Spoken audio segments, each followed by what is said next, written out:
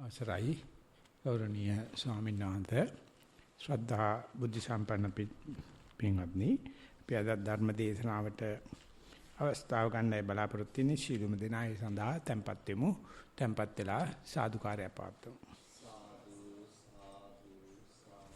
නමෝ තස්සේ භගවතු අරහතෝ සම්මා සම්බුද්දස්සේ නමෝ තස්ස භගවතු වරහතෝ සම්මා සම්බුද්දස්සේ නමෝ තස්සේ භගවතු වරහතෝ සම්මා සම්බුද්දස්සේ ආකාංකේය චේ භික්ඛවේ තින්නං සංයෝජනානං පරික්ඛයා සෝතාපන්නෝ අස්සං අවිනිපාත ධම්මෝ නියතෝ සම්බෝධි පරායනෝති සීලේ ස්වේ චස්ස පාරිපූරිකාරී හෝති තී කරුකටේතු ස්වාමීන් වහන්සේ ශ්‍රද්ධා බුද්ධ සම්පන්න පින්වත්නි අපි මේ ආකාංකේය සූත්‍රයේ සර්වචන් වහන්සේගේ දේශනා විලාසයේ අනුව ඉදිරියට ඇදෙන අවස්ථාවක් අපි තවත් ඒ සර්වඥ දේශිත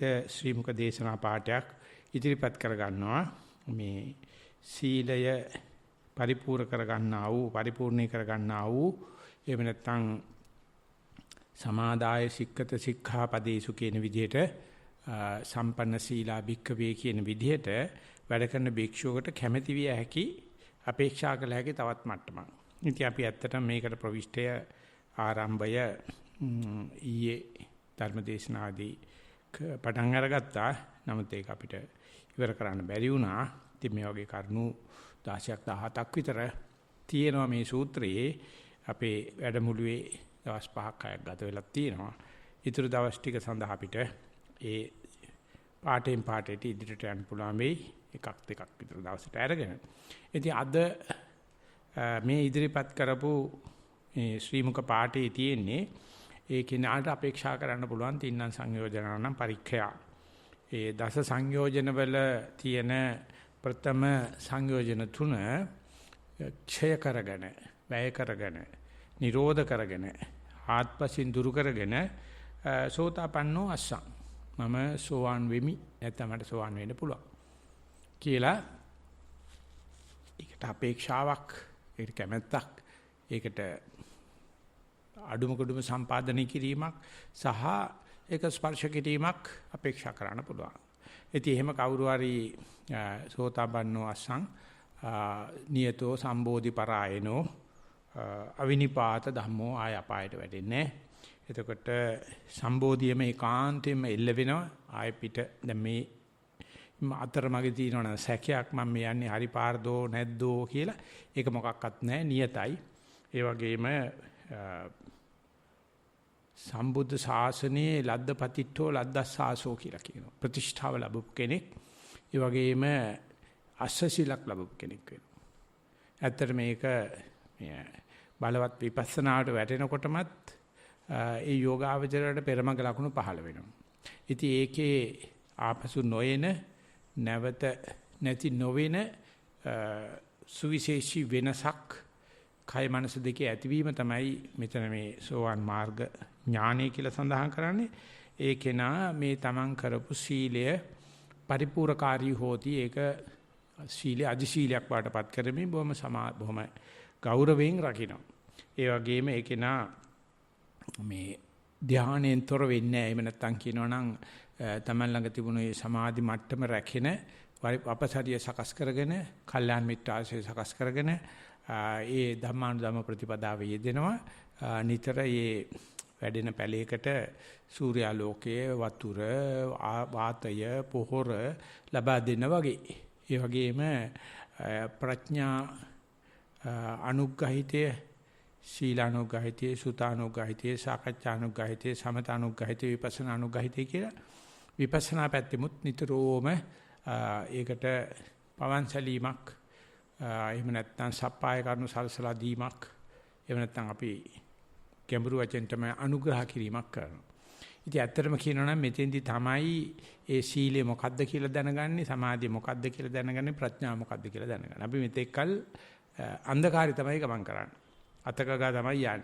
ඒක ඇස වහගෙන අත ගගා යනවා. එහෙම නැත්නම් ඇද්ද ගැරගෙන ඉන්නවා අත ගාලා බලා ගන්න බැරි වෙනවා. ඉතින් එතකොට යෝජනා ඉස්තිර වීමක් වෙන්නේ කො යෝජනාවක් තියෙනවා නැත්නම් ඉස්තිර වෙලා නැහැ වගේ. ඉතින් මේ සෝවන් වීමේදී ඇති වෙන මේ වෙනස ප්‍රශ්න වලත් අහලා තිබුණා. උග දෙනෙක් ඊටාත්ම කන් යොමාගෙන අහගෙන ඉන්නවා කොහොමද මේක අපි දැනගන්නේ කියලා. ඉතින් ඒක අපිට ක්‍රම කීපකින් ඒ කෘත්‍ය සාධනය කරන්න පුළුවන්. එකක් තමයි මූලධර්ම වල සඳහන් වෙලා තියෙන කරුණු අපිට ඉදිරිපත් කර ගන්න පුළුවන්. එහෙම නැත්නම් කෙනෙකුගේ අත්දැකීම අභ්‍යන්තරගතව අත්දකින්න ස්වභාවය කොහොමද කියලා තේරුම් අරගන්න පුළුවන්. ඒ වගේම අපි කවුරු කොහොම කිව්වත් අපි ඒකේ සෑහෙන ගමනක් දැන් ගිහිල්ලා තියෙනවා. ඒ අනුව අච්චට මෙච්චට කොච්චරද කියන අනුමාන ඥාණයෙන් යන්න පුළුවන්. අන්නේ ක්‍රම රාශියකින් මේක සාධනය කර ගන්න පුළුවන්. ඉතින් සාධනය කරනකොට මේ පසුගිය අවුරුදු 40 මේ සම්බන්ධව කරපු පරිශන මේ සම්බන්ධය කරපු PhDs වගේ ඒ නිබන්ධනත් එක්ක බලනකොට මේක පිළිබඳව සුංගක් වෙනදට වැඩිය තොරතුරු සහිතයි දැන්. එහෙම නැත්නම් කියනවා ඒක මේ ලබනාත්ම මෛත්‍රී බුදුහාමර හම්බ වෙනකොට ආහත උඩ තියෙන එකක් කතාවක් දැන් නැහැ. ඒක දැන් පොළොවට බස්සලා තියෙනවා. ඉතින් ඒකෙන් මේ අර වටිනාදේ හැල්ලුවටපත් කරාද ඒ තමයි මිනිස්සුෙකුට තේරුම් ගන්න පුළුවන් තරමටපත් උනාද කියන එකට අපි ජීවිතයේ වශයෙන් පරිශන කරලා බලමු. ඉතින් ඒ සම්බන්ධව බටහිර ලෝකයේ සෑහෙන ක්‍රමවිදි දිනු කරලා තියෙනවා. ඉතින් ඒක ඒ පරිශනයක් කරලා තියෙනවා. ඒ ප්‍රතිඵල වශයෙන් සඳහන් කරලා තියෙනවා. යම් කෙනෙක් කැමති නම් මම භාවනා කරලා තියෙනවා. මට මේ වගේ අත්දැකීම් ලැබලා තියෙනවා. ඉතින් ඒ නිසා ඒක පරිශන කරනකොට කැමැති සමහරව ඉන්නවා. උග දෙනෙක් කැමැති නෑ. ඉතින් එහෙම කට්ටිය යොදවලා කරලා තියෙනවා. ඒක විනාඩියක් ඇතුළත එක දිගට ෆොටෝ 60ක් තප්පරයකට එක ගානේ වගේ ෆොටෝ මාරු වෙනවා. ටට් ගාලා මාරු වෙනවා. මාරු වුණොත් එක ෆොටෝ එකක් විතරක් දෙසරයක් පෙන්නනවා. ඒකල අහනවා. ඉතින් අර සෝවාන් ආදී මාර්ගඵලයක් ලැබුව එක්කනට අර 60ක් පෙන්නකොට උනත් එක සැරේ දෙකක් එකම සැරේ දෙකක් පෙන්නනවා නම් එයාට ඒක මාක් කරවගේ දැනෙනවා එයාට. ඒ නිසා අපිට හුස්ම අරගෙන ඉන්නකොට ඒක පාට දිග හුස්මක් යනවනම් ඒක තේරෙනවා. එන්නේ හුස්ම ගැටි වෙනවනම් ඒක තේරෙනවා. ඒ තමයි අපි අර හුස්මම ඇසුරු කරලා ඒකේ අලගිය මුලගිය ව්‍යංජන අංග ප්‍රත්‍යංග ඔක්කොම බලන්නේ. බලයිනොට කියන පුංචි වෙනස්කම් පවා තේනවා. ඒකේ සත්ත පහක දේශපාලන වාසියක් නැහැ ඒකේ. ඒක සත්ත පහකවත් ආර්ථික වාසියක් නැහැ ඒකේ. කිසිම සමාජ මට්ටමක් කිස්සෙන්නේ නැහැ. මේ ප්‍රශ්න විසඳෙන්නේ එතනින්. අපි මෙතේ හුලං කියලා හිතපු හුස්ම කියලා හිතපු දේ දිහා සම්පූර්ණ මුල සිට අග දක්වා ආශ්වාස ප්‍රශ්වාස දෙක සංසන්දනාත්මක වෙන විදිහට භාවනා කළ විනාඩි 5කින් මොකද වෙන්නේ 10කින් මොකද වෙන්නේ 15කින් මොකද වෙන්නේ කියලා ඒක දිහා බලා ගන්නවා. හරියට බොහොම අමාරුවෙන් අතර ගත්ත මණිකක් ඉල්ලමක් පාදලා ගත්ත මණිකක් කපන්න ඉස්සලා බලනවා වගේ බලනවා. ඉතින් ඊට ඉස්සලා අපි ආනපන යාලු කරගන්න එපායි. ආනපන දෙක විනාඩි 5ක් ඉන්න පුළුවන් වෙන්න එපායි. 10ක් ඉන්න පුළුවන් වෙන්න එපායි. 15ක් ඉන්න පුළුවන් වෙන්න එපායි. ඒ එකකටවත් භාවනා කියන වචනේ පාවිච්චි කරන්නේ නැහැ බුදුරජාණන් වහන්සේ. සුවන් වුණාට පස්සේ තමයි කියන්නේ භාවනා කරනවායි කිය. ඉතින් සුවන් වෙනකම් කරන්නේ භාවනාවට අවශ්‍ය ගෙපොළ කැපිල්ලයි අඩුම කැඩුම සම්පාදනය කිරීම විතරයි. ඉතින් අද කාලේ නම් ඊට ඉස්සලා කැලලත් අපි භාවනා කියලා තමයි කියන්නේ. මේ භාවනා කරනකොට වෙන්නේ තමයි බලපු දේ හැම පැත්තෙම බලන. ඒකට මේ 11 ආකාර දැක්ම කියලා සඳහන් කරලා තියෙනවා. ඉතින් මේ මෑතකදී ඊ타ත්ම විද්‍යාවේ දියුණුවම පැත්තට යනකොට ක්වොන්ටම් ෆිසික්ස් වලට යනකොට ඕනම දෙයකට මාන 11ක් තියෙනවායි කියලා කිව්වා. අපි ඉස්කෝලේ යන කාලේ අපිට කියලා දුන්නා ත්‍රිමාන කියලා දිග උස පළල ගැඹුර. විතර බිනා ත්‍රිමාන රූප කියලා. ඊට පස්සේ එකක් එකතු කරා ඒකේ මේ පිළිබඳව විපස්සනා අනුකූලව ඒක අභ්‍යන්තරගත කරනකොට ඉන්සයිට් කියලා 4 වෙනි මානය. ඉතින් ඒක ගෙනිලා 11 මානයකට දාලා තියෙනවා. ඉතින් අපිට දිග උස පළල ඒක තේරෙනවා. ඉන් එහාට තියෙන මානවලදී අපි වැළුවොත් එකම ගල් කැටයක් දිහා එක සැරයක් බලපු කෙනයි දහස්වර බලපු කෙනාටයි අර ත්‍රිමානෙට එහාගේ මොකද්ද දැනීමක් තියෙනවා. අපි දැන් කරන්නේ එක එක ගල් කැට බල ඉන්න එක තමයි කාමය කියන්නේ. රූප බලනවා, ශබ්ද දානවා, ගන්ධ බලනවා, රස බලනවා, පහස බලනවා, හිතනවා කෙලෝරක්ම නැහැ. ඉතින් ඒ කුණුහරුපෙට බොහෝසත්කම කියලා කියන්නේ. අපිට ඕන ඕන රූප බලන්න පුළුවන් නම්, ඕන ඕන ශබ්ද අහන්න පුළුවන් නම්, ඕන ඕනේ ගඳ බලන්න පුළුවන් නම්, රස බලන්න පුළුවන් නම්, පහස ලබන්න පුළුවන් නම් අපි හිතන පොහසත් කියලා. ඉතින් පොහසත් කෙනෙක්ගේ ගෙදර තියෙන්නේ ත්‍රිමාන, එහෙම නැත්නම් ෆ්ලැට් ස්ක්‍රීන් තියෙන, කලර්ඩ්, එහෙම නැත්නම් ටීවී, සිනමා ඕනේ දෙයක් තියෙනවා. අපායි කෙලින්ම කනගාව අපායි. ඒ සද්දවලත් උත්තර ಭಾರತೀಯ, දක්ෂිණ ಭಾರತೀය, වෙස්ටර්න් ඕනේ මියුසික් එකක් තියෙනවා. ඩොල්බි නම් ඩොල්බි, එහෙම නැත්නම් ස්ටීරියෝ නම් ස්ටීරියෝ. ඒක හයිෆයි. අර තිබුණු සංගීතයේ ෆිඩෙලිටි කිව්වම හෙල්ලෙන්නේ නැහැ. ඉච්චරම තමයි. ඊට පස්සේ ගන්ධ જાති කාශ්මීර දේශයෙන්ද ඉරාකයෙන්ද අරහෙන් මෙහෙන් ගෙනාවු විවිධාකාර ගන්ධ જાති සුවඳ જાති. රස පරාටද, පීට්සාද, චීන කෑමද, ඉන්දියන් කෑමද, ඉතාලි කෑමද මොනවද නැත්තේ. ඉස්සර කාලේ ඉන්දියාවේ මහරජා කෙනෙකුට කන්න බැරි දේවල් අද සාමාන්‍ය පන්ති මිනිසුන්ට ගන්න පුළුවන්. අට පහස කිව්වාම මේ පස්සට විල්ලුද ඉඳ ගන්න ආසන වලට අපි කුෂන් කරන හැටි බලන්න වාහන වල වාසයන්තර යානවල ඉඳ ගන්නකොට කොට්ට මෙට්ට ඇඳ ඇතිරි වල පුදුමාකාර තියෙනවා. ඔය එක එක්කත් නිවන් දැකලා නැහැ. මේ තියෙන්නේ එකම දෙයක් තුල බොහෝ වේලා බලනකොට ඒකේ පේන විවිධ මාන තමයි මේකෙදි බලන්නේ. බලනකොට පේනවා එකම දෙයක් තුල බලන හිටියොත් නිවන තියෙනවා. බොහෝ දේවල් තුල දිහා බලනකොට නන්නත්තර වෙනවා. පැත්තෙන් අතර පයින් කුරුලා තෙමිලා නැහි කිය. ඉතින් අපි අර වාඩි වෙලා එක ඉරියව්වට එක වෙලාවක් ඉන්නවා. එමෙතන සක්මන් කරනකොට එකම පතේ අපි කෝච්චියට යන්න ආකා සුපර් මාකට් එකට යන්න යනව නෙවෙයි. එකම පතේ එහාට මෙහාට යනවා. දත්මන් දිනකොට හැමදාම කරන වැඩේ අපි මේ වෙලාවේදී බලනවා මේ යන්ත්‍රයක් වගේ දත්මන් දිනයයි. පාත්‍රය අතර ගත්තාම අනානා දාන හැටි කොන්ක්‍රීට් ඇනුවා ගැහුවා කොන්ක්‍රීට් ඇනුවා ගැහුවා කොන්ක්‍රීට් ඇනුවා ගැහුවා කියලා කොන්ක්‍රීට් එකට අනලා ගහනවා වගේ 3-2 1 ඇනුවා බක්කාලා ගැහුවා කොහෙන් ගියක්ද දන්නේ නැහැ බත් පිට ඊගාව එක ගත්ත ගැහුවා ඊගාව ගැහුවා ටික වෙලා ගියා අතෝද ගත්තා ගියා කොච්චරක් කෑවද මං කියන්නේ වැළඳුවාද මතක. ඉතින් මේකට තමයි අපි මේ පිරිවෙන් පාස් කරගෙන දක්ෂ වෙලා ඉදිරියට යන්න හදන්නේ. ඉතින් ගියාම කොහේ යයිද? අපිට එන්නේ මොකද්ද? එතකොට අර එකක වැඩි වේලාවක් බලන්න පුළුවන් ගතිය ඉන්න අඩු වෙනවා. ඉතින් ඒකේ අනිත් පැත්ත හැරිවිල තමයි ප්‍රතිපදාවේදී කරන්නේ. එකම දෙයක් තියා බලනකොට ඒක දිහා විවිධාකාර හැඩතල බලනකොට වැඩි විදියෙන් බලන්න ඒක පිළිබඳව පුදුම සමීපතාවයක් තියෙනවා. ඒකට කියනවා ඒ වැඩි වෙලාවක් බලනකොට මේ පේන දේ තමයි හිත බවට පත් වෙනවා. අපි ආස්වාද ප්‍රසවාසය දිහා බලන යනකොට අපි ඉස්ලාම් පුළුවන් තරම් බලනවා ආස්වාද ප්‍රසවාසය වෙනස් කරලා.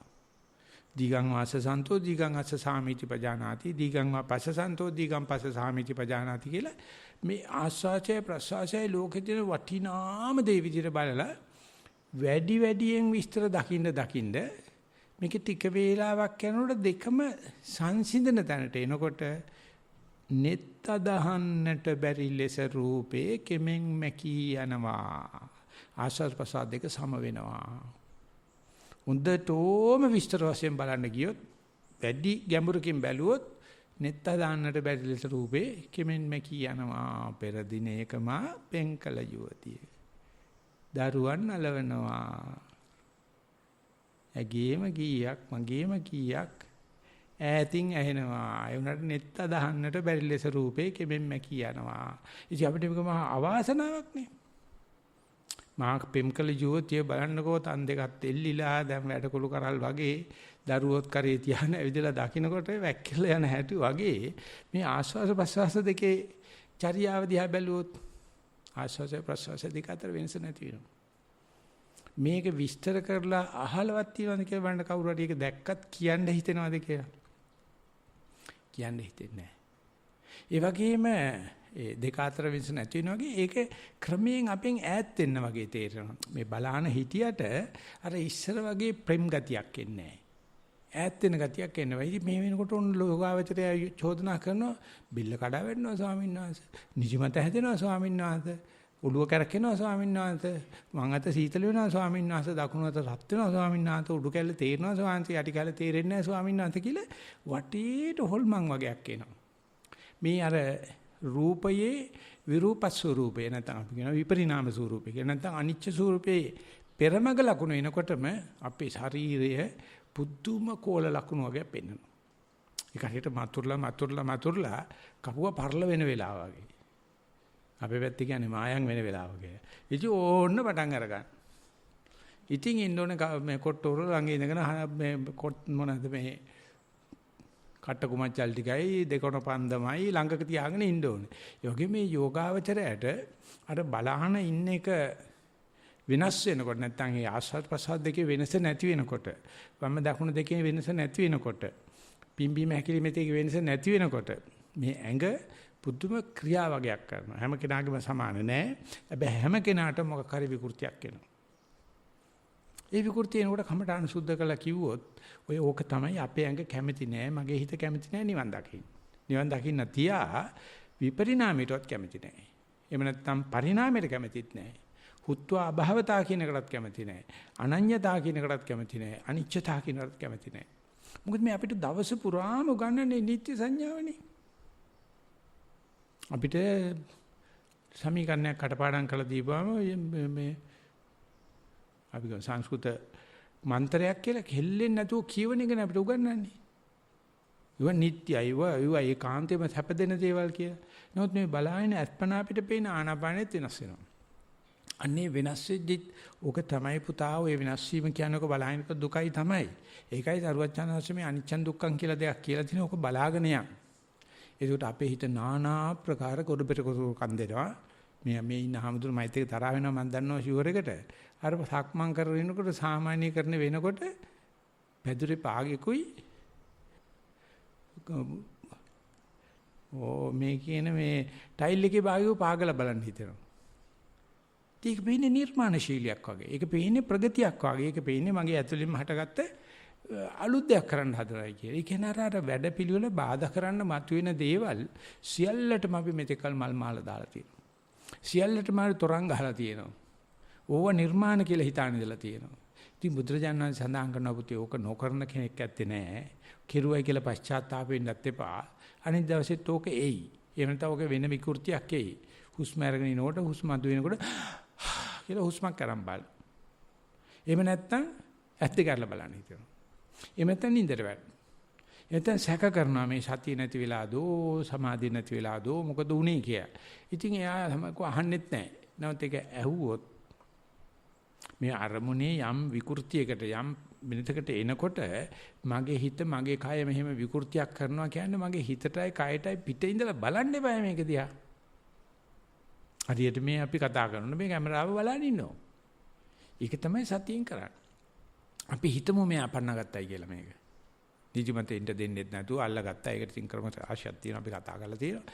අල්ලගෙන ගියාට පස්සේ මේ අර වෙනස නැති වුණා විතරක් නෙවෙයි මේ කටයුත්ත දැන් මේ බලන හුස්ම එක හුස්මක් ඇතුළේ හුස්ම ලක්ෂ ගණනක් තියෙනවා. එක සැරේ හුස්ම වැටෙනව නෙවෙයි ඒවා නිකන් කැටි යන්නේ නිකන් ගල්පඩි පෙලක බහින්න වගේ. ලිෆ්ට් එක නගින්න වගේ.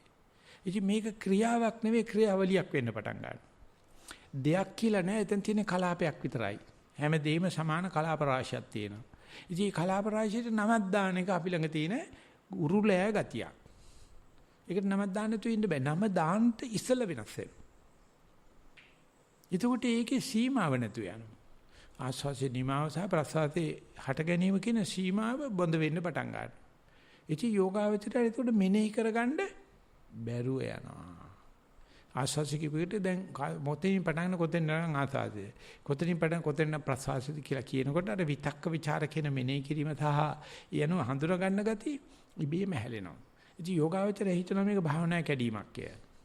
එහෙම නැත්නම් ආයෙසෙන් නතර කරලා හයියෙන් හුස්ම අරගෙන ආයෙ අර රාමුවට දාගන්න හදනවා. අපි කියනවා ඇත්තට මේ විදිහට ඒ මෙනෙහි කරමින් එහෙම කරගෙන යනකොට නැවත හුස්ම ගන්න කරන එක සමත භාවනාවේදී මේ තරම විවේචනය කරන්නේ නැහැ. විපස්සනා භාවනාවේ විවේචනය කරනවා දැන් මෙනෙහි කිරීමක් ඕනේ නැහැ. උට යන්න අරින්නකෝ. ඒකට තියෙනවා මේ හුස්ම ගන්න මම ඕනේ නැහැ. මෙනෙහි කරන්න ඕනේ නැහැ. මට පැත්තකට වෙලා බලාගෙන ඉන්න පුළුවන් බුදියාගෙන ඉන්න බබාදියා අම්මා බලාගෙන ඉන්නා වගේ බඩ උඩ පහල යන බබදොයි. පුදුමාකාර සාන්තියක් තියෙන මමත් නැහැ මෙනෙහි කිරීමකුත් නැහැ මුලැමැදාග තේරෙන්නෙත් නැහැ ප්‍රවාහයක් තියෙනවා. මේකට බුදුරජාණන්සේ සන්තතිය කියන නම දැම්මා. ඉතින් මගේ ජීවත් වීම මේම හුදු සන්තතියක් වෙනවා දකින්න එක මරණයම තමයි. පුදුම කම්මැලි. පුදුම නීරසයි. පුදුම එපා වීමක් වෙනවා. ඉතින් එපා වීම තියෙනකොට මේ සක්කාය දිට නැගිටලා කියන ඕම කරගෙන ඉඳලා හරියන්නේ නැහැ. ඕකට මේ නැගිටලා ගිහලා සක්මන් කරලා ඉන්න. හයියෙන් හුස්ම ගන්න. ඒක කරන්න මේක කරන්න කියලා මේ ගොඩ පෙර කොදෝරු කන් දෙන ගතියක් එනවා. ඉතින් ඒක කවදාකවත් අපි වාර්තාවේ ලියන්නේ නැහැ. මොකද අපි හිතන එක මගේ දුර්ලභමක් නෑ මේක සමස්ත මානවයාගේ හිතේ දුර්ලභමක්. සත්‍ය වැටෙනකොට පොළු දාන. ඉතින් එහෙම ගිහිල්ලා කවදා හරි අපි හිතමු යෝගාවචරය ආස්වාද ප්‍රසද්දක වෙනස නැති වුණත් සතිය තියෙනවානේ. ආස්වාද වෙනස නැති වුණත් මම මැරෙලා නැහෙනේ.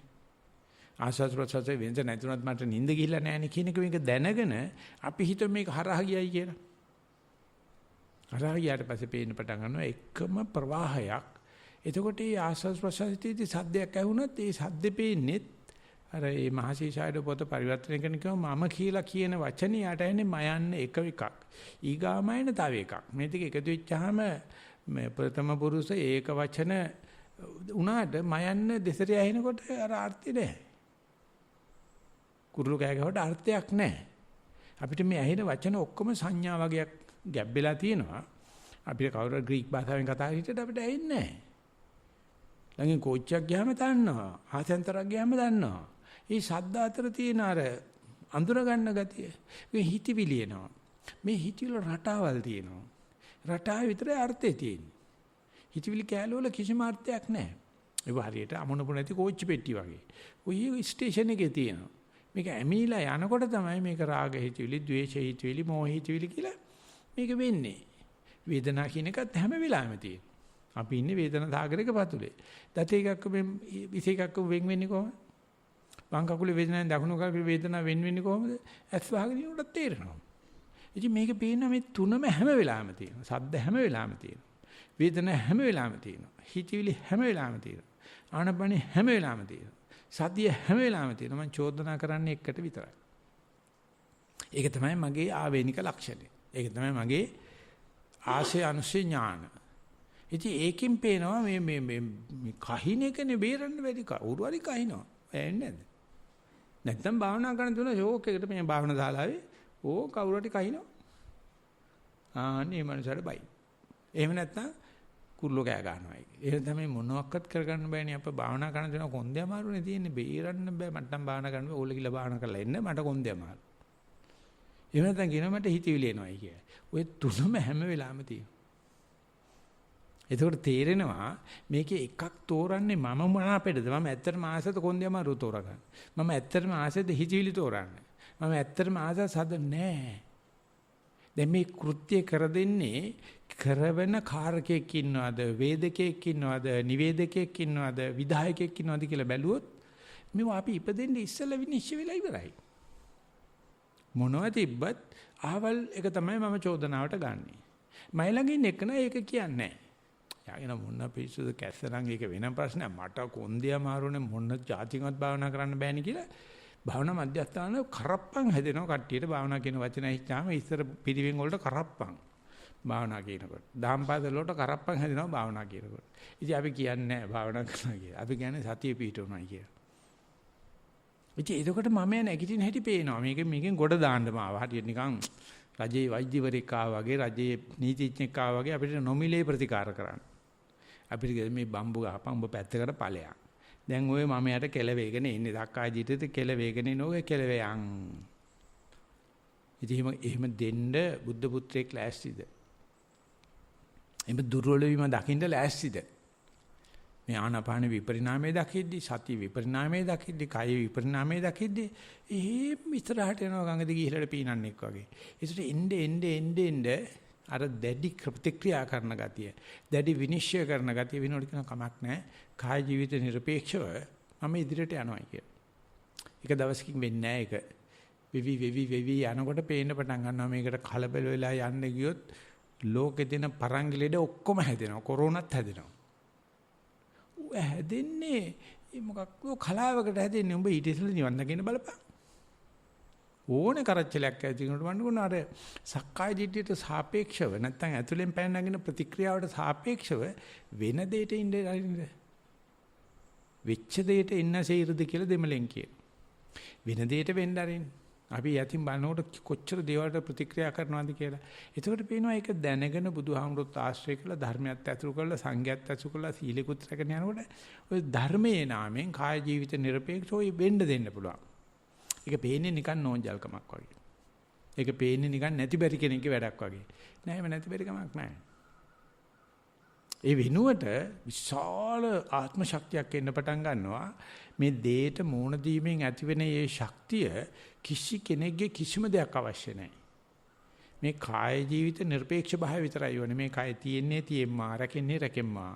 ජීවිතේ තියෙන්නේ තියෙම්මා, රැකෙන්නේ රැකෙම්මා කියලා මේක කරනකොට ඒ කෘත්‍යයේ සත්කෘත්‍ය ජීවිතේ ප්‍රථම යාමේදී කරන්න කියනවා. කලු කෙස්ටි බීදී කරන්න කියනවා. භද්‍ර යෞවනයේ කරන්න කියනවා. කෙරෙන්නේම නැත්තේ ඒ වෙලාව විතරයි.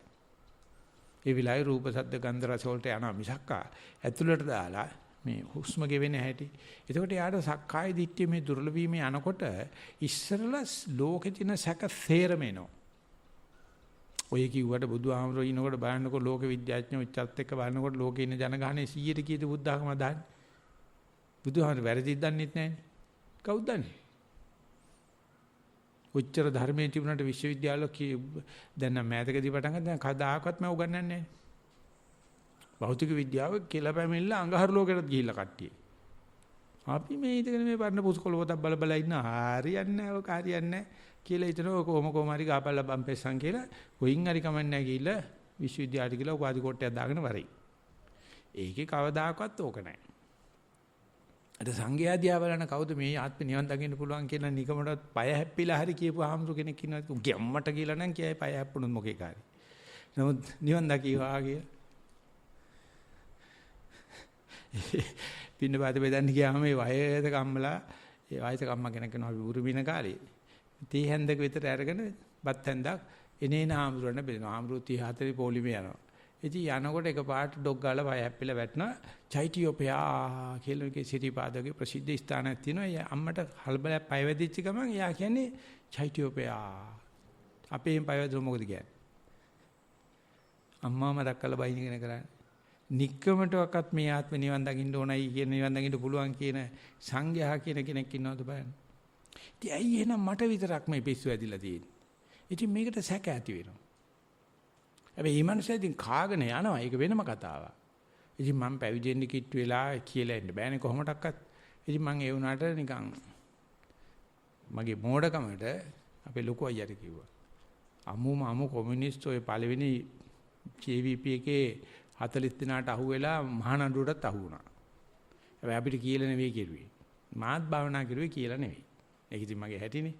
ඊට පස්සේ යා පැහැදිලිව මට කියනවා බොහොම කරුණාවෙන්. මේ බොන්නේ පැහැදිලිව දුර්ලභමක් තියෙනවා. ඒක නිසා අපි යන් සයිකියාට්‍රික් කෙනෙක් ආවා. මේ බොහොම සීරියස් මේ මින්ද කතා කරන්නේ.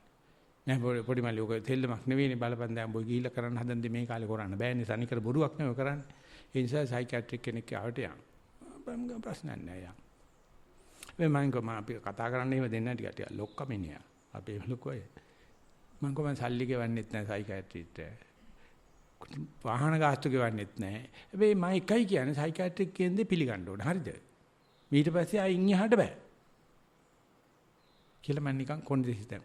නෑ මම උඹට කියන්නේ මේක වැඩේ හරියන්නේ නැහැ. මේක කරන්න එපා. මගේ ප්‍රශ්නයක් නැහැ මගේ ජීවිතේ මගේ ඕගොල්ලෝ 9 දෙනෙක් ඉන්නවා බවල 9 දෙනාම කතා දවන්නේ මම කවදාකවත් විරුද්ධ වෙලා නැහැ. මම බඳින්න නැදන්නේ මෙතන තමයි. මොකද්ද ඔබ කියන්නේ? මම මේ ආර්ය වංශෙන් කෙල්ලෙක් හොයනවා. ආර්ය වංශ ප්‍රතිපදාව. වැඩක් නැහැ කතා කරලා වැඩක් නැහැ අරගයි මේක කියලා මේ සයිකියාට්‍රික් කෙනෙක් ගාවට ගියේ නැහැ. මේ කතා කරන තරහෙන් කියලා හිතනවාද? නිඳ කරන්න කියලා හිතන්නේ නැහැ බොක්කෙම්මයි කියන්නේ. කතා කිරුවොත් පොල්ලක්. උදව් කරන්න ආවොත් කොක්කක්. දුන්නොත් වහ. ඒකනේ බුදුහාමර කියන්නේ අරඤ්‍යගත වේයන්. ශූන්‍යාකාරගත වේයන්. හුදකලා වේයන්. කවුද අපිට අත දෙන්න ඉන්නේ? දැන් අපි මේ දවස්වල ඉංග්‍රීසි මාධ්‍යයෙන් බංගාරු ආදර කියවන මේ අඟාරු ආද වෙන්නේ නැහැ පොයේනේ ඒ කග්ගවිසාන සූත්‍රය. කියවලා බලන්න ගාථා 70 ගානක් තියෙනවා. ඒකේ කියනවා ඒකෝචරේ කග්ගවිසාන කප්පෝ.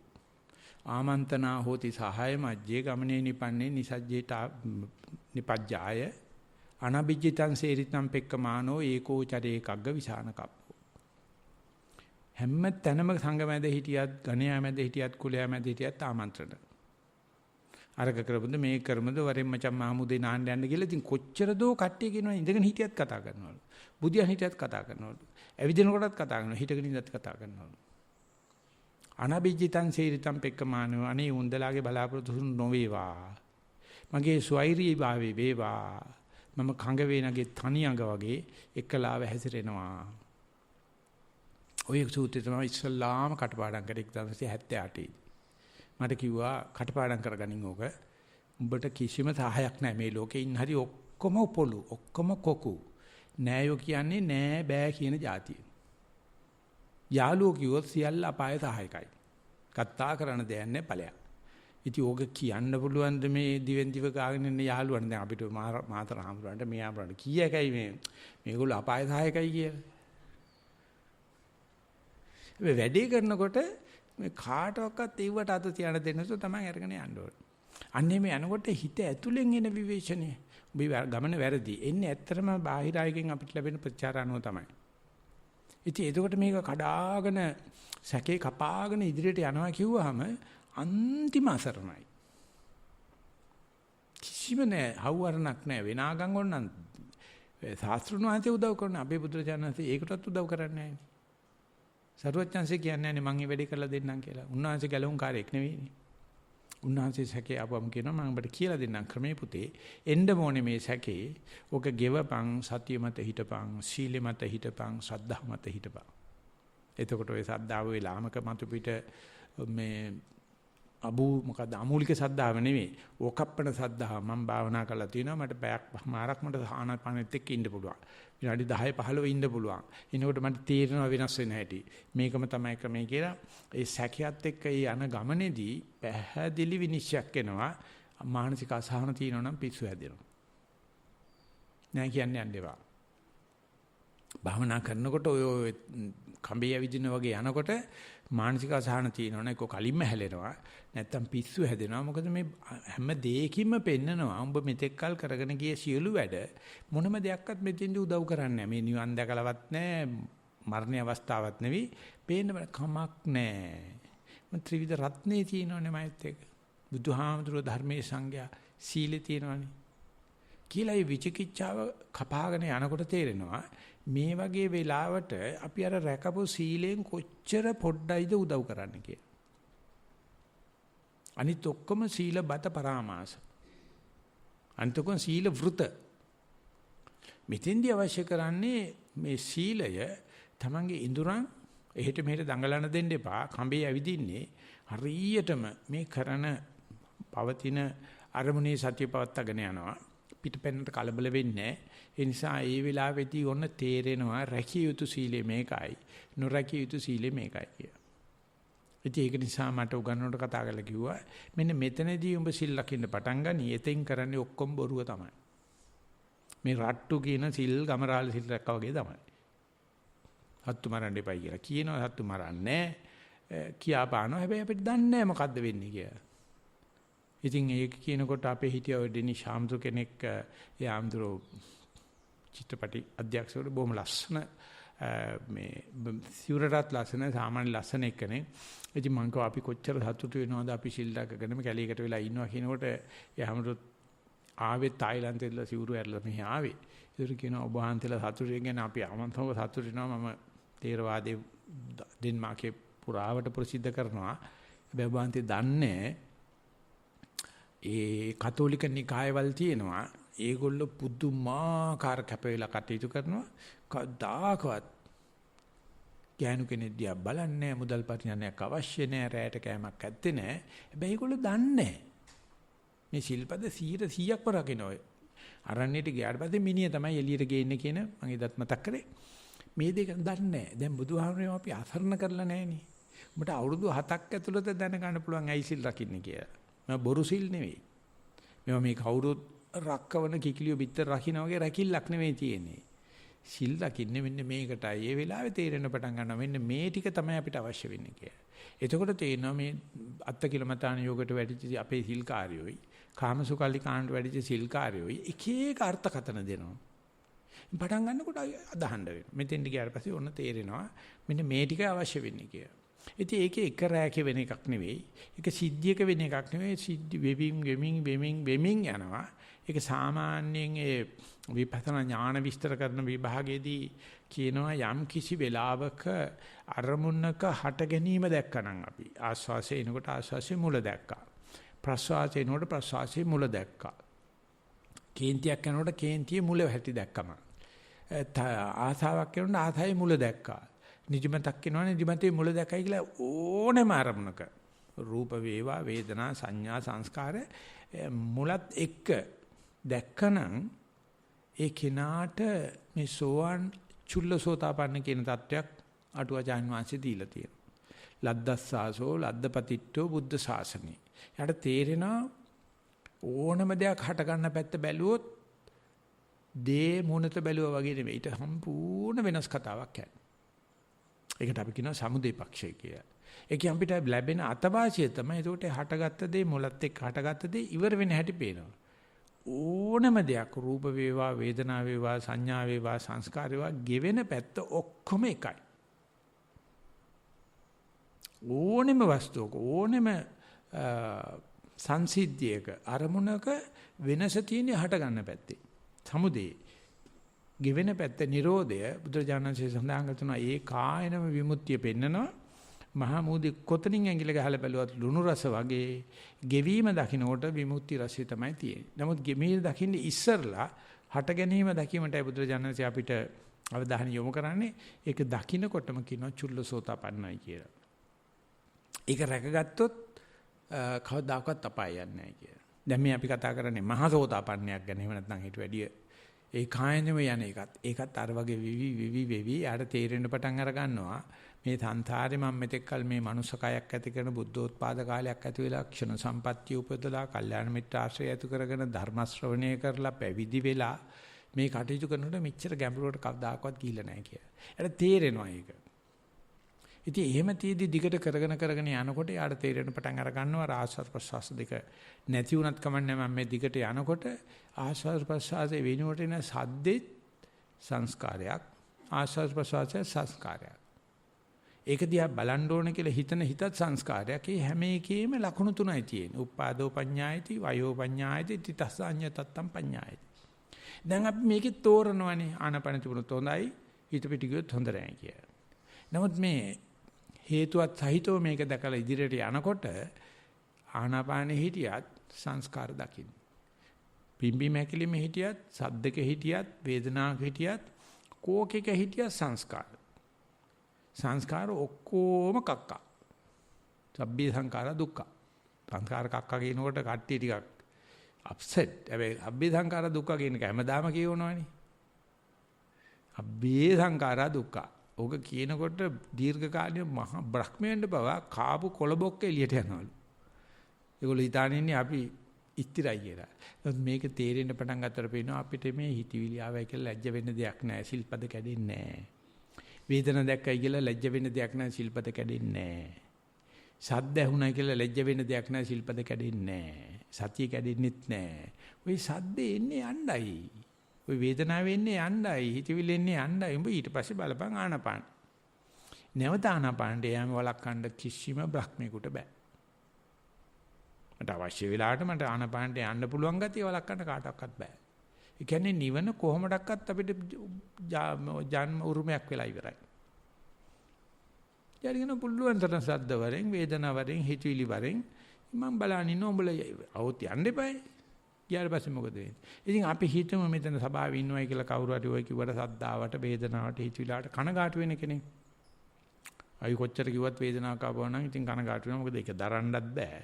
ආනපානෙත් නෑ, සතියත් නෑ. ඒකට යන් ඇහුවොත් වේදනාව යනකොට මොකද වෙන්නේ කියලා. දුක් වේදනාවක් කියලා අපි හිතමුකෝ. එනකොට කනගාටු වෙනවා. කවදාකවත් සතුටු වෙලා තියෙන බන්නේ යනකොට දැකලා. බලන්න බෑ. මොකද දුක් වේදනාවක යනවා කියන්නේ සුඛ වේදනාවක්. සුඛ වේදනාවක යනවා කියන්නේ දුක් වේදනාව. ඉතින් අපි සැප කැමති වෙනවා කියලා බලාපොරොත්තු වෙන්නේ දුක. දුක් වේදනාවක් ආපුව එක මුලමැදක බලපුවාම කොහෙදෝ නැති සැපක් එතන තියෙන. ඒ ඔය ටික හොඳට බලන් හිටියනම් පේනවා මේ වස්තුන් අතර අරමුණු අතර සංස්කාර ස්වරූපේ දැක්කනම් උයි තෝරන ගතිය නැති වෙන එක වෙනා විශාල වෙනසක් අපේ ජීවිතේට.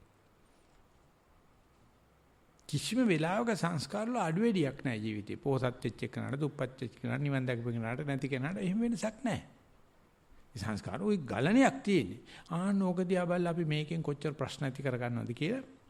එයා අන්තිමට යන්නේ සංඛාර උපේක්ඛා කියන මට්ටමට බාල විපස්සනාව, භංග ඥාන, බහිතපත්තාන ඥාන හරහා සංස්කාර දිහා බලනකම මම දැන් නැගිටිනවා. මට දැන් ඉන්න බෑ නැගිටින ප්‍රශ්නයක් නැහැ. මම නැගිටතර පස්සේ සතිය පිහිටනවා. වෙනසක් වෙන්නේ නැහැ. කකුල දෙන්න නිසා කකුල දික් කරනවා. වෙනසක් වෙන්නේ නැහැ. මොකද ඊට පස්සෙත් අපි බලනවනේ මේක දිහා. ආනේ බලනකොට මේ සිද්ධියට ඉස්සෙල්ලා හිතයි පස්සේ හිතයි බලනකොට අපි මේ මොනවාද ධනවට අඟුරක් අතින් අතට මාරු කරනවා කිව්වා මිසක් කොයි අතට මාරු කරුවත් දනවා. අපි කරන්නේ බොරුවට මාරු කර කර ඉන්නවා මිසක් කෙලවරක් නැහැ. ඒක පිච්චෙනවා පිච්චිලා කියලා බලන ඉන්නකොට යාට තේරෙනවා මේ සඳහා රැකිය යුතු සිල් කොටසක් තියෙනවා. අනිවාර්යයෙන්ම තියෙනවා. නමුත් මේ අපිට මේ තොගේට සිල් ලකින එකෙන් ඔය කියන දේවල් වෙන්නේ නැහැ. කියලා අර සීලබ්බත පරාමාස පිළිබඳව තේරෙන පටන් ගන්නවා. ඉතින් ඒ මට්ටමට ගියාට පස්සේ ආට නිකන් වෙන ආපසු නොයන විදිහේ වෙනසක් ඇති වෙනවා. නිකන් කොට්ට උරේකට අත දාලා අනිත් පැත්ත කන පිට හැරෙවුවාම වෙන්නේ මොකක්ද? අතොල්ල කොට්ට උරක් දාලා අග මල්ලලා මේ පැත්තට ඇද්දාම කන පිට හැරෙනවා වගේ අපි මෙතෙක් කල් දැකලා තියෙන හරිය සම්පූර්ණම මායාවක් බව. එහෙම නැත්නම් ඒ දෙතානපස්සනා සූත්‍රයේ සඳහන් කරනවා පෘථග්ජනය යමක් ඇත්තේ කියන්නේ නම් ආර්යයන් වහන්සේට නැත්තේමය.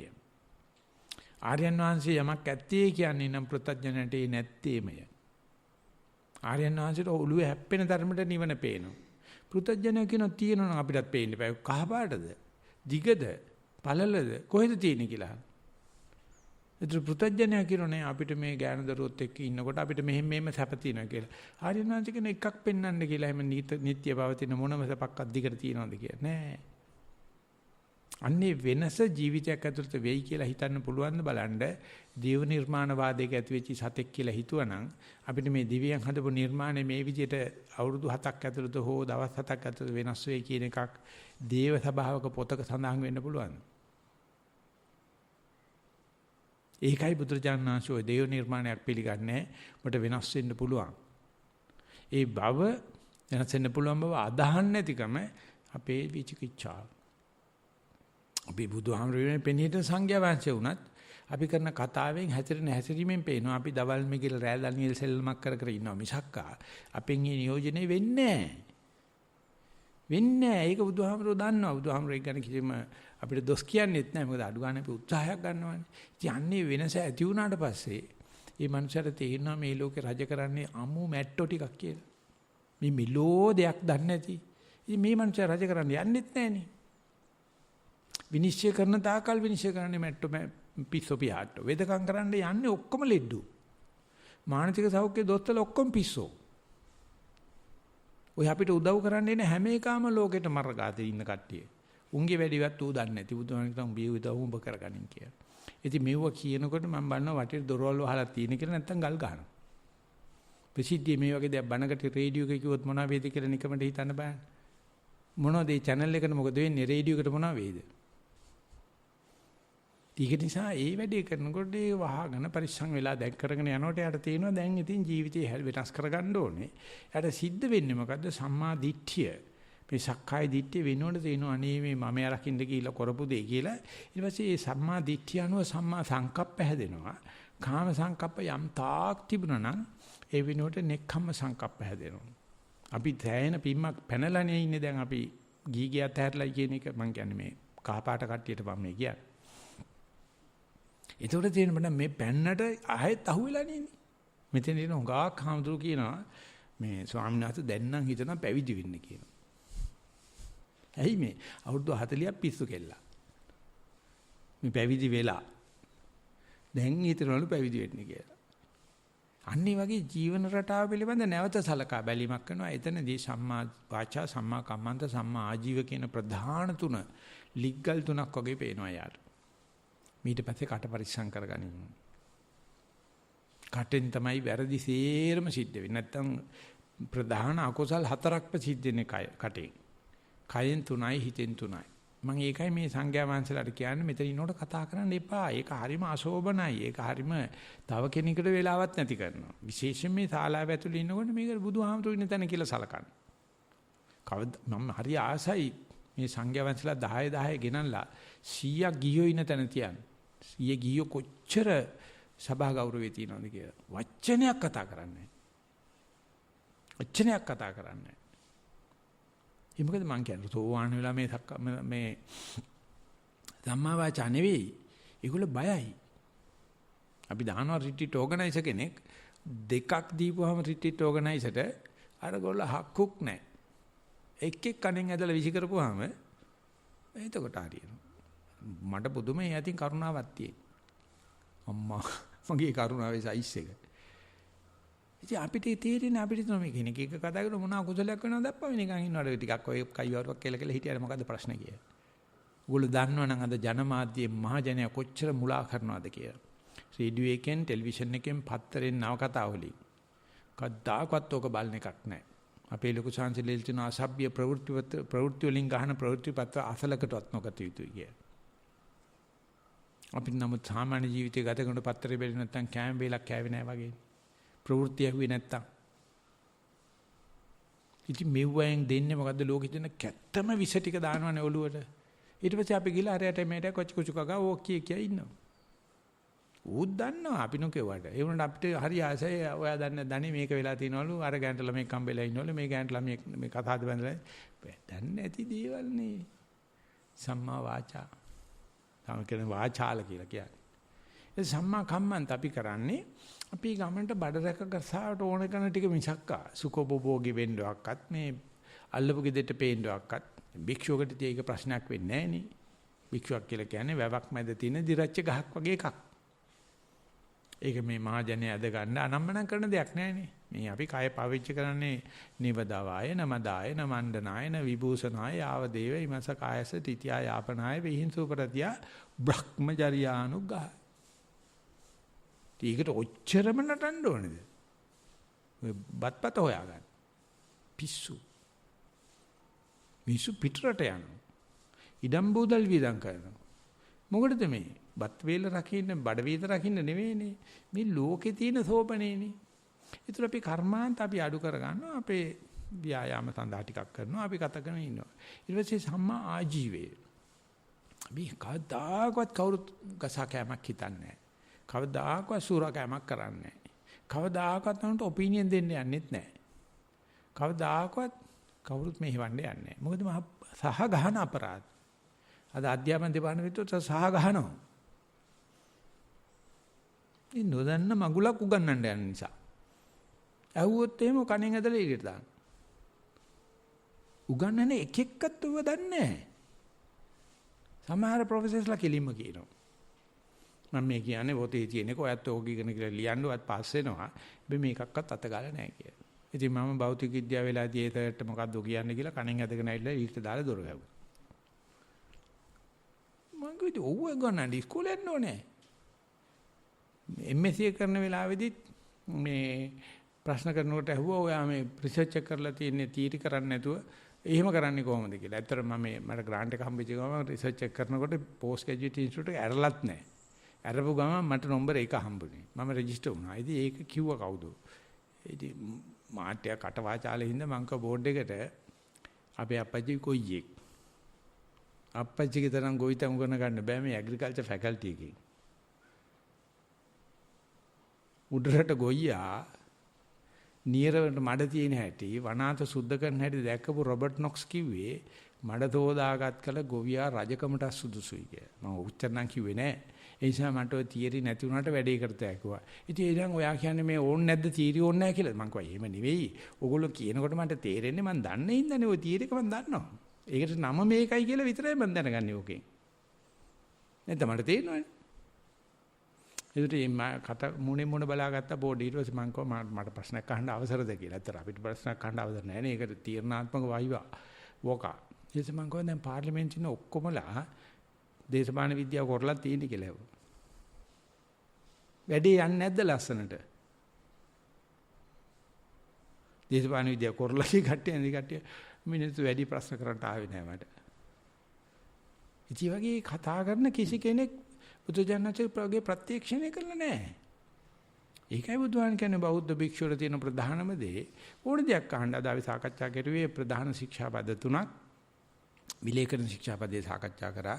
එමෙ වගේම ශික්ෂාපද විවේචනය පිළිබඳ සාකච්ඡා කරා. මම ශික්ෂාපද දන්නේ නැහැ කියන චෝදනා ගැන සාකච්ඡා කරා.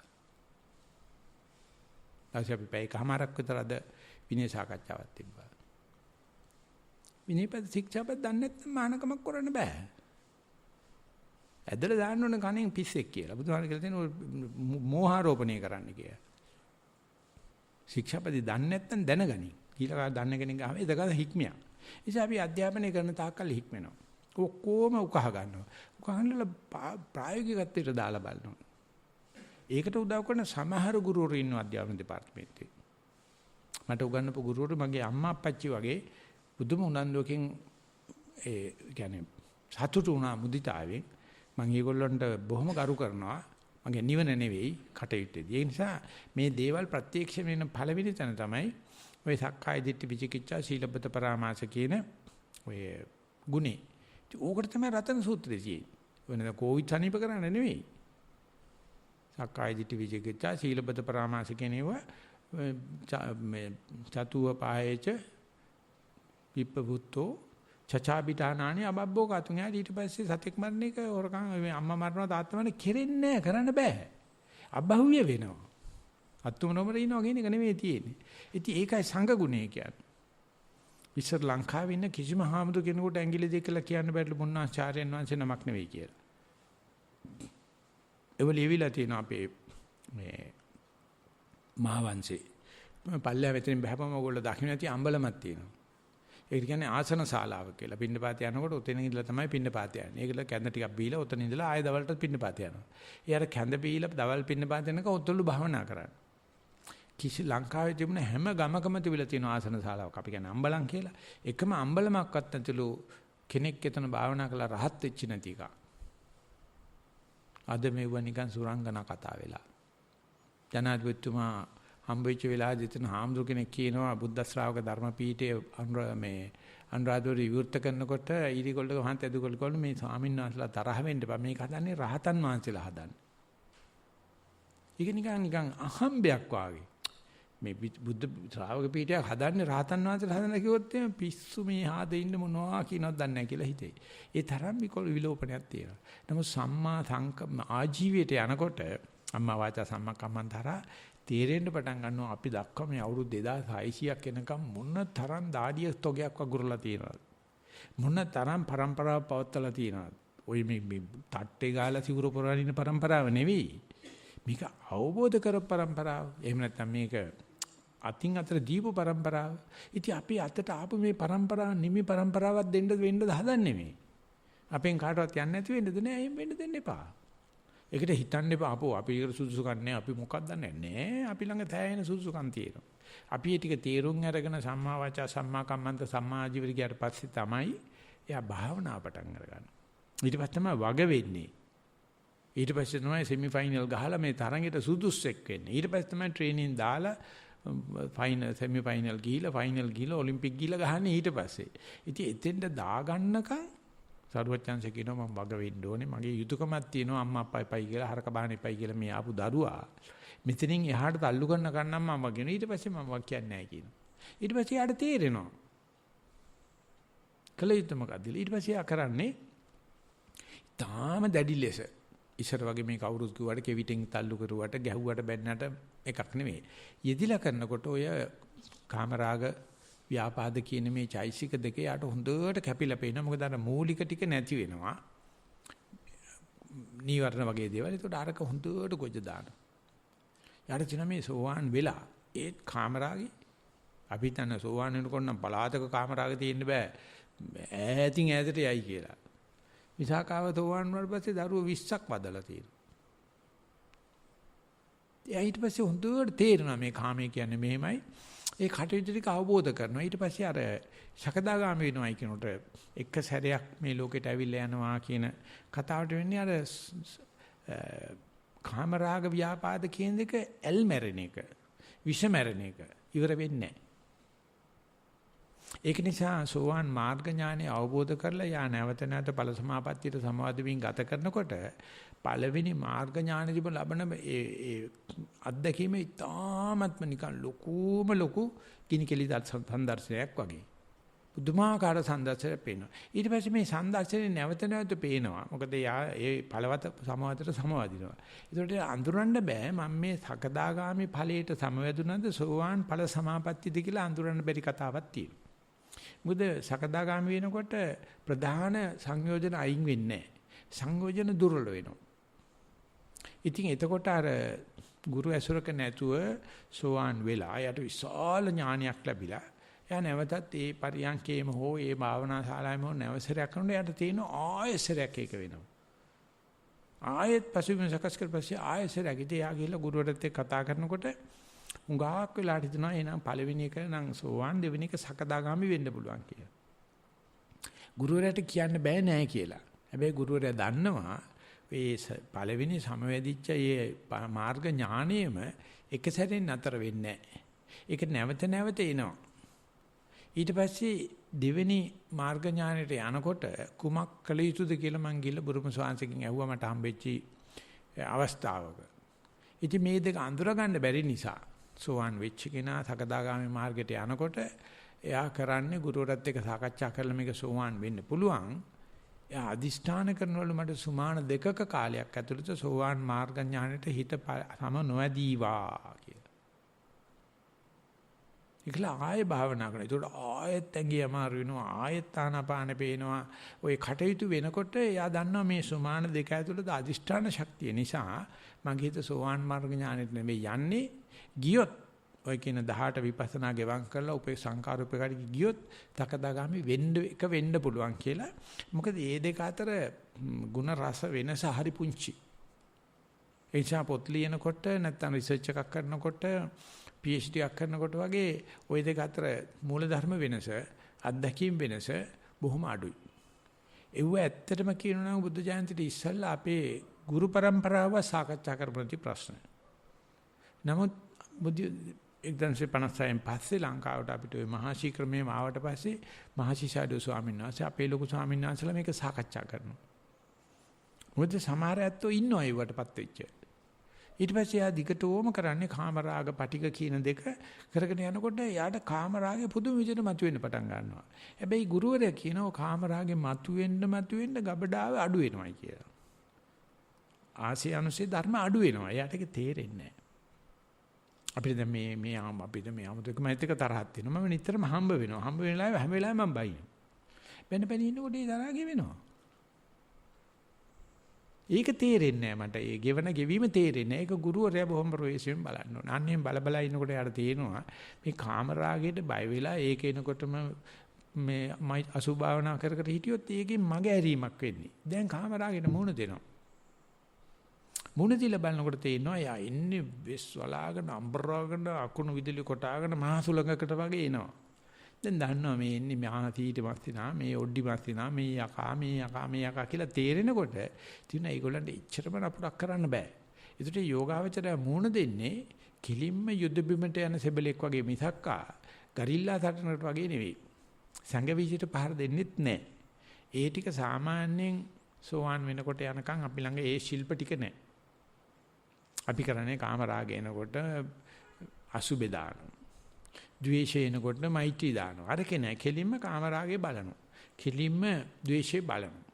ඉතින් ඒක බුදුහාමර ගොඩක් නියෝජනය කරන ඔය රාගෙට අසුබේ දාන, ද්වේෂයට මෛත්‍රී දාන එක නිකන් ලෑල්ල අල්ලනවා වගේ ක්‍රිකට් ගහනකොට. දැන් ගහන්නේ සික්සර්මයි. ලෑල්ල අල්ලලා ඉන්නේ. ඒ වගේ එන ගති Taman තුලම බෝ වෙනවා. ඔය සෝවාන් ඉඳලා සකදාගාමි වෙනකොට ඒ පුදුලා මේ අනික් කට්ටිය බය කෙලෙස් වලට බය නැහැ. එතකොට බුදුරජාණන් සඳහන් කරලා තියෙනවා පාණිනාමි වනේනාස විසං අන්වා ගමේටි. අතේ වස තුවාල නැත්නම් එයා වසභාජනයක් තැනකින් තැනකට ගෙනිච්චට ප්‍රශ්නයක් නැහැ. අතේ වස තුවාල තියෙනවනම් තමයි වස අත ගන්න එපයි කියන්නේ. කොරෝනා ලෝකේ කොච්චර තිබ්බත් ප්‍රශ්නයක් නැහැ. මූණකට අත ගන්න එපා. එහෙනම් මොහොරයක් දාගන්න නැත්නම් අත් දෙක හොදලා තියාගෙන ඉපා. කොරෝනා නැති කරන්න බෑ. ඒක මේ සාමාන්‍ය තියෙන දිලිරයක්. ඒකට අපි රටවට කර වැට බඳිනවට වැඩිය කටවට කර වැට බඳපන්කෝ. උඹ නඟල නැතු එක තැනටලා හිටපන්කෝ. මං කියන්නේ හදාකාලික වෙන්න නෙවෙයි. කිසිම විස බීජයකට අපි ළඟට එන්න බෑ. විස බීජ හැම තැනම තියෙනවා. අපි ඉල්ලගෙන කන්න ඕනේ ওই පරිප්පුව. ඇදගෙන නාන්න ඕනේ. ඔය ලෙඩක් හදා ගන්නවා කියන එක ලේසි නෑ. අහුන්තම අමන මරි තක තීරු වෙන්න ඕනේ ලෙඩක් හදා ගන්න. ඉතින් ඒක හැදුවට පස්සේ සෞඛ්‍ය දෙපාර්තමේන්තුව හරිම කැමැති අය ඌගෙන් ගසා ගන්න පුළුවන්. බුදුහාමුදුරෝ කිව්වේ සතහට වන භව දුකට වේදාන. ඔය කොවිඩ් වලට වගේ නෙවෙයි භව රෝගෙට ඔසු සොයන එක. අපි කරන්නේ භව රාගය සදනා රූපෙට මත් වී ඇයිද ප්‍රේම කලේ. ඉතින් අපි කරන්නේ උදේ ඉඳලා හැන්ද වෙනකන් භව රෝගය සදනා රූපෙට මත් වී ඇයිද ප්‍රේම කලේ.